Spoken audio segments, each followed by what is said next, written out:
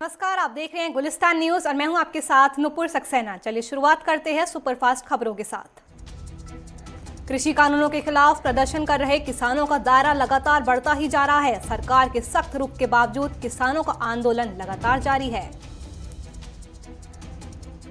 इसी बीच किसान एकता मोर्चा ने ऐलान किया है कि वो आगामी 6 फरवरी को देश भर में 3 घंटों के लिए चक्का जाम करेंगे। थोड़ी देर में किसान आंदोलन में शामिल किसानों को अपना समर्थन देने के लिए शिवसेना नेता संजय राउत गाजीपुर बॉर्डर पहुंचने वाले हैं। लाल किले पर हुई हिंसा में सीआईएसएफ के जवानों के ऊपर तलवार से हमला करने के आरोप में दिल्ली पुलिस की क्राइम ब्रांच ने आकाशप्रीत सिंह नाम के एक शख्स को गिरफ्तार कर लिया है। दिल्ली पुलिस के मुताबिक दिल्ली हिंसा के मामले में अब तक 44 एफआईआर दर्ज कर ली गई है और 128 लोगों को गिरफ्तार भी कर लिया गया है। किसानों के आंदोलन के बीच पुलिस प्रशासन भी पूरी तरह से मुस्तैद है। दिल्ली के अलग अलग बॉर्डरों पर पुलिस का पहरा लगातार बढ़ता ही जा रहा है। दिल्ली पुलिस ने NH-24 को पूरी तरह से बंद कर दिया है। अक्षरधाम से सराय काले खां की तरफ जाने वाले फ्लाईओवर पर बैरिकेडिंग कर दी गई है। दिल्ली पुलिस ने दिल्ली उत्तर प्रदेश को जोड़ने वाले गाजीपुर बॉर्डर और टिकरी बॉर्डर पर भारी बैरिकेड्स लगा दिए हैं। कंटीले तारों से भी रास्ता रोकने की कोशिश की गई है। दिल्ली पुलिस ने कई लेयर के बैरिकेड्स और सीमेंटेड वॉल्स लगाए हैं, तो वहीं गाजीपुर बॉर्डर पर सड़कों पर बड़ी बड़ी कीलें लगाई गई है। किसानों की मांग है कि सरकार ने प्रदर्शन स्थलों पर बिजली और पानी की आपूर्ति में जो कटौती की है उन्हें बहाल किया जाना चाहिए। किसान संगठनों ने यह भी आरोप लगाया है कि आंदोलन में शामिल होने की खातिर किसानों को दिल्ली को पहुंचने से रोकने के लिए गाड़ियों को कम या रूट डाइवर्ट किए जा रहे हैं। दिल्ली हाईकोर्ट में एक जनहित याचिका दाखिल की गई है, जिसमें कोर्ट से मांग की गई है कि 26 जनवरी और उसके बाद हिरासत में लिए गए लोगों को तुरंत रिहा किया जाए। पंजाब के मुख्यमंत्री कैप्टन अमरिंदर सिंह ने आज सर्वदलीय बैठक बुलाई है। ये बैठक एकजुटता दिखाते और 3 कृषि कानूनों के संबंध में आगे के रास्ते पर आम सहमति कायम करने के लिए बुलाई गई है।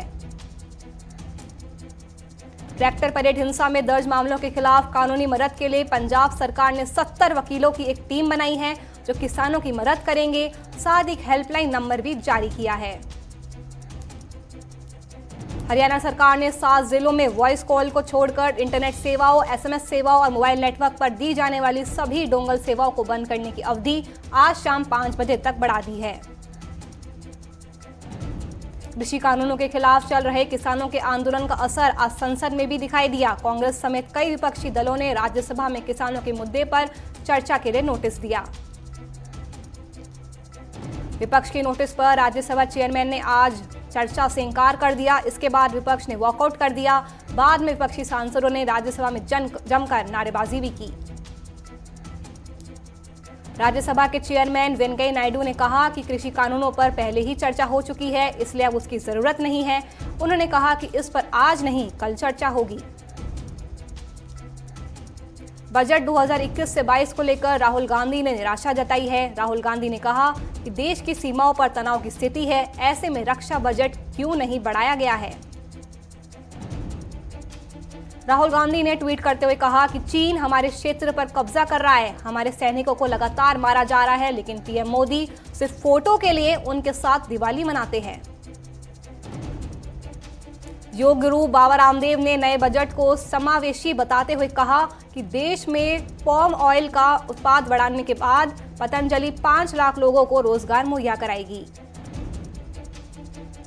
उड़ीसा के सीएम नवीन पटनायक ने भी बजट की तारीफ की है, लेकिन वे अपने राज्य उड़ीसा के संदर्भ में बजट से असंतुष्ट नजर आ रहे हैं और इसे उड़ीसा के लिए बड़ा झटका बताया है।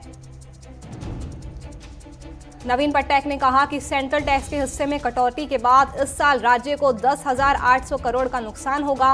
उन्होंने कहा कि उड़ीसा में भी अन्य राज्यों की तरह पूंजी निवेश की जरूरत है। कांग्रेस के वरिष्ठ नेता पी चिदम्बरम ने कहा कि इस बजट से निराशा ही हाथ लगी है। पिछले बजट की ही तरह इसकी भी पोल जल्द खुलेगी, इससे सिर्फ अमीरों को फायदा मिलेगा। कांग्रेस प्रवक्ता रणदीप सुरजेवाला ने कहा कि ये धोखे वाला बजट है। इस बजट ने गरीब को धोखा दिया और नौकरी पेशा लोगों को भी धोखा दिया है। रणदीप सिंह सुरजेवाला ने कहा कि खेती बजट 6% काटा है, ये सबसे बड़ा धोखा है। भूखे हाथी को एक मुट्ठी घास की दी जाए तो क्या होगा। पूर्व मुख्यमंत्री कमलनाथ ने केंद्रीय बजट पर निराशा जताई है। उन्होंने ट्वीट कर लिखा कि देश के आम बजट से देशवासियों को काफी उम्मीदें थी, लेकिन इस बजट से आमजन को भारी निराशा हुई है। कमलनाथ ने पुरानी घोषणाओं को नए बजट में दोहराने का आरोप लगाते हुए ट्वीट किया कि कई सालों पुरानी घोषणाओं को इस बजट में एक बार फिर से दोहराने का काम किया गया है। बिहार मंत्रिमंडल विस्तार को लेकर बीजेपी अध्यक्ष जेपी नड्डा के आवास पर बैठक बुलाई गई। इस दौरान सुशील मोदी समेत कई नेता मौजूद रहे। हाल ही में बीजेपी में शामिल हुए पश्चिम बंगाल के पूर्व वन मंत्री राजीव बनर्जी की सुरक्षा बढ़ा दी गई है। राजीव बनर्जी को पश्चिम बंगाल में Z श्रेणी की सुरक्षा मिलेगी। राजस्थान सरकार ने 8 फरवरी से कक्षा 6 से कक्षा 8 तक के स्कूल खोलने का फैसला लिया है। इसी बीच सीएम गहलोत ने अधिकारियों से कोरोना से बचाव के लिए पूरी सावधानी बरतने की बात कही है।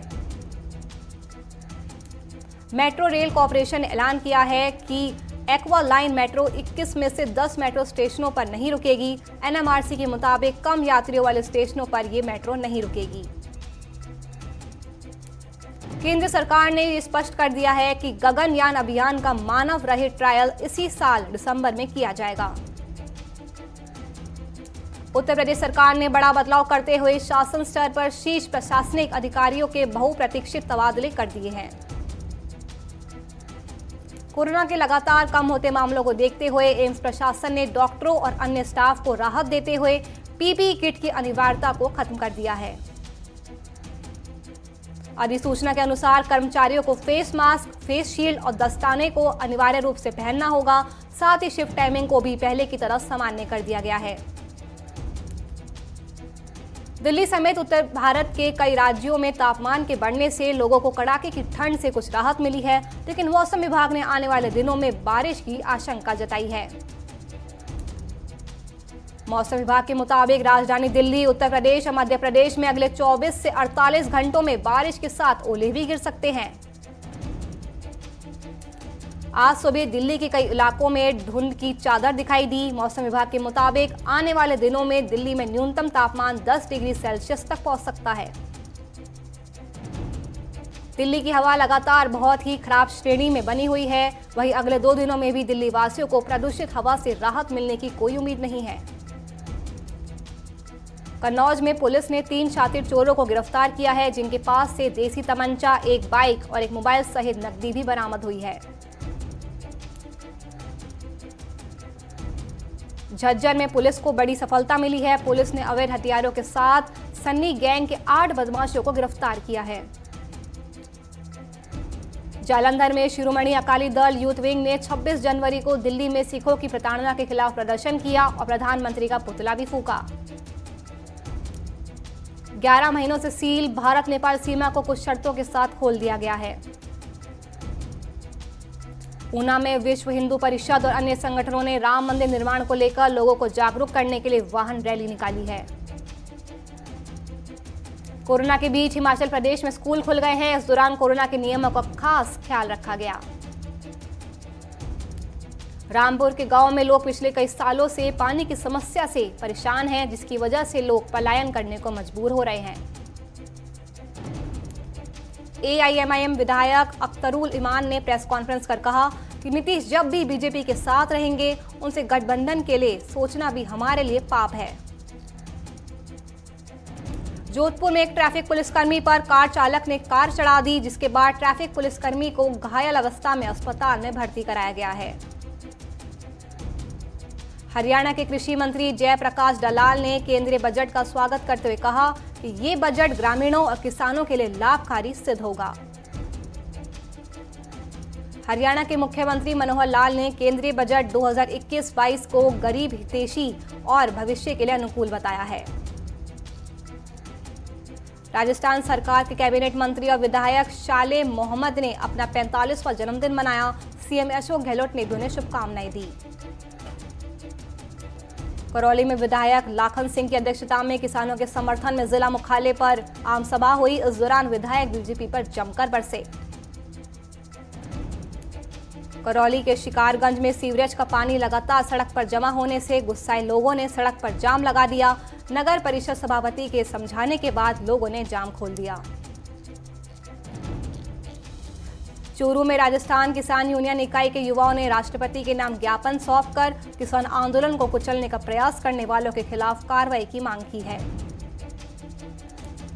भीनमाल के गांव में पुलिस ने 24 घंटे में युवक को हत्या का खुलासा कर दिया। पुलिस ने आरोपी को गिरफ्तार कर लिया है। दरअसल आरोपी ने पत्नी के साथ मृतक को छेड़छाड़ करते हुए देखा था। हरियाणा के राज्यपाल नारायण आर्य ने राष्ट्रीय कैडेट कोर के कैडेट्स के सम्मान समारोह में बतौर मुख्य अतिथि शिरकत की। जालंधर के अस्पताल के पास कूड़े में 8 महीने का भ्रूण मिलने से सनसनी फैल गई। पुलिस ने अज्ञात लोगों के खिलाफ मामला दर्ज कर लिया है। व्यापारी से 5 लाख रुपए की लूट की गई। पूर्व मंत्री चौधरी कर्ण सिंह दलाल ने कहा कि बीजेपी के तमाम हटकंडों के बाद किसान धरने को पलवल में फिर से शुरू कर दिया गया और जब तक मांगे नहीं मानी जाती तब तक धरना जारी रहेगा। पंजाब प्रेस क्लब ने विरोध प्रदर्शन किया। सिद्धार्थनगर में सड़क सुरक्षा माह के तहत अस्पताल रोड के पास अवैध दुकानों का अतिक्रमण हटाया गया। इस दौरान भारी पुलिस बल तैनात रही। चित्रकूट में कई अपराधों की घटनाओं का अंजाम देने वाला डकैत गौरी यादव फरार चल रहा है। उसे पकड़ने के लिए पुलिस ने अभियान चलाना शुरू कर दिया है और उस पर 1 लाख का इनाम भी घोषित किया गया है। सोनभद्र में जिलाधिकारी अभिषेक सिंह ने जेल में रह रहे कैदियों को सहूलियत के लिए उनको स्टील जग बांटे। ये जग रेड क्रॉस सोसाइटी की तरफ से मुहैया कराए गए हैं। गोरखपुर के थाना परिसर में दारोगा की विदाई समारोह के दौरान पुलिसकर्मी आपस में ही भिड़ गए। वीडियो वायरल होने पर 6 पुलिसकर्मियों को तत्काल रूप से निलंबित कर दिया गया। मैनपुरी में विवाहिता ने दारोगा पर अश्लील हरकतें करने का आरोप लगाया। इस संबंध में महिला ने पुलिस को तहरीर देकर न्याय की गुहार लगाई है। बुलंदशहर के सिकंदराबाद में पीएसी के टेंट में अनियंत्रित डंपर जा घुसा, जिससे 2 सिपाहियों की मौत हो गई, वहीं 2 सिपाही घायल हो गए।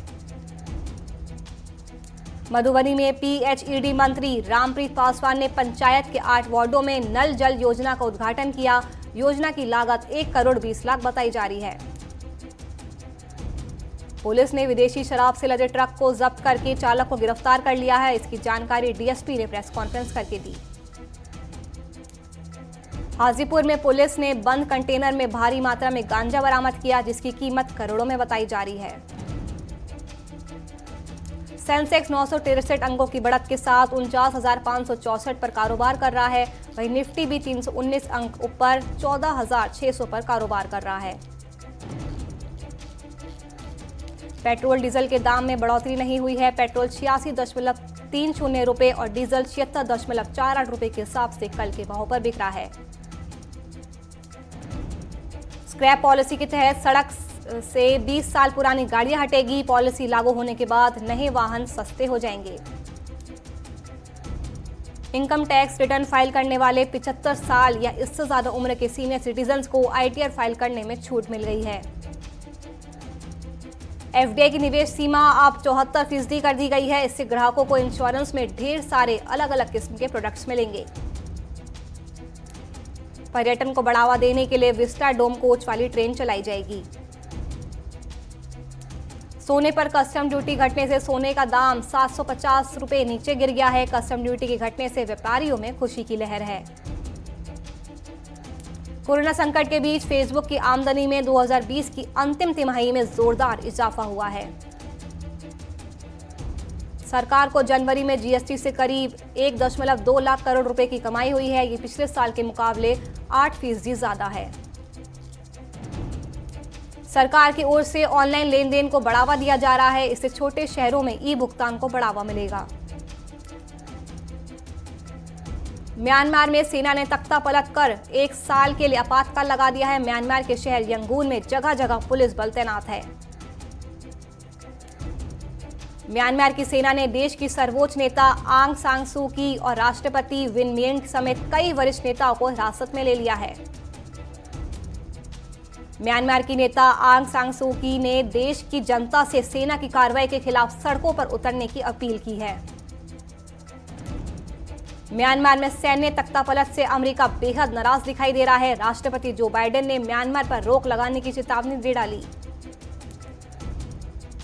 दुनिया में कोरोना संक्रमितों की संख्या 10.36 करोड़ का आंकड़ा पार कर गई है। वहीं इस महामारी से अब तक 22.39 लाख लोगों की मौत हो गई है। ब्रिटेन में कोरोना का कहर जारी है। पिछले 24 घंटे में कोरोना के 18,607 नए मामले सामने आए और 406 लोगों की वायरस के चलते मौत हो गई। चीन में कोरोना का नकली टीका बनाने के आरोप में 3 शहरों में 80 लोगों को गिरफ्तार किया गया। पुलिस ने 3000 नकली खुराक भी जब्त की है। भारतीय अमेरिकी भव्य लाल को नासा ने अमेरिकी अंतरिक्ष एजेंसी की कार्यकारी प्रमुख नियुक्त किया है। बांग्लादेश की प्रधानमंत्री शेख हसीना ने पूर्व प्रधानमंत्री खालिदा जिया पर पाकिस्तानी खुफिया एजेंसी ISI का साथ देने का गंभीर आरोप लगाया है। पूर्व अमेरिकी राष्ट्रपति डोनाल्ड ट्रंप से नाराज कई अधिकारियों ने रिपब्लिकन पार्टी छोड़ दी है। उन्होंने ट्रंप पर पार्टी की छवि खराब करने का आरोप लगाया है। जावेद अख्तर मानहानि मामले में कंगना रनौत को अंधेरी मजिस्ट्रेट कोर्ट का समन जारी हुआ है, जिस पर एक्ट्रेस ने सोशल मीडिया पर कहा कि गीदड़ों का एक झुंड और एक शेरनी। राज शांडिल्य की लिखी फिल्म ड्रीम गर्ल के सीक्वल की शूटिंग जून के बाद शुरू होगी। इस फिल्म में एक्टर आयुष्मान खुराना अलग अलग आवाजें नहीं निकालेंगे। आयुष्मान खुराना की फिल्म डॉक्टर जी में रकुल प्रीत सिंह की एंट्री हो गई है। इस कैंपस कॉमेडी ड्रामा में आयुष्मान और रकुल पहली बार स्क्रीन शेयर करते हुए नजर आएंगे। एक्टर सलमान खान जल्द ही OTT प्लेटफॉर्म पर डेब्यू कर सकते हैं। सूत्रों की माने तो एक OTT प्लेटफॉर्म की ओर से सलमान को ऑफर दिया गया है, जिसके लिए सलमान की टीम ने 150 करोड़ रुपए की मांग की है। बिग बॉस 14 के कंटेस्टेंट राहुल वैद्य की जल्द ही शादी हो सकती है। इस बात का खुलासा उनकी मां गीता वैद्य ने खुद एक इंटरव्यू में करते हुए कहा कि घर से बाहर आते ही बेटे से शादी का जिक्र जरूर करूंगी। भारत और इंग्लैंड के बीच 4 मैचों की टेस्ट सीरीज की शुरुआत 5 फरवरी से होनी है, जिसको लेकर पूर्व क्रिकेटर इरफान पठान ने कहा टीम इंडिया इंग्लैंड के खिलाफ 3 स्पिनर उतार सकती है।